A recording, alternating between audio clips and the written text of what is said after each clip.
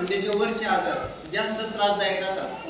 डोकेदुखी, डोळेदुखी, घसा, कान किंवा डोक्याचे केस गळती वगैरे याच्यासाठी अनुतेल हे रामबाण उपाय आहे.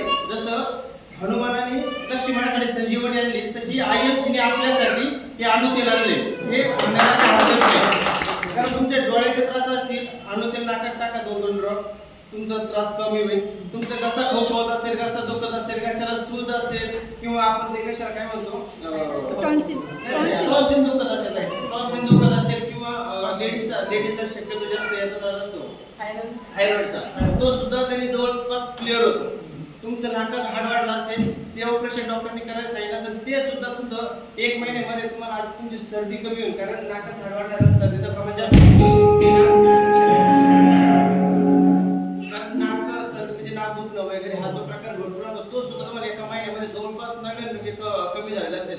ज्यांच्या डोक्यामध्ये असं नाही का केस गळती असेल, कोंड्याचे प्रकार असतील किंवा अन्य काय असतील लेडीजचे त्याचे पण क्लिअर होतात. डोळ्याचे नंबर वाढ असेल ते पण कमी होतात. त्याच्यामुळं सांगणं आहे की आणून तेल हे शक्यतो घरी ठेवा. जसं तुळस हळद घरी ठेवतो तसं आणून तेल पण घरी ठेवा. बस, धन्यवाद.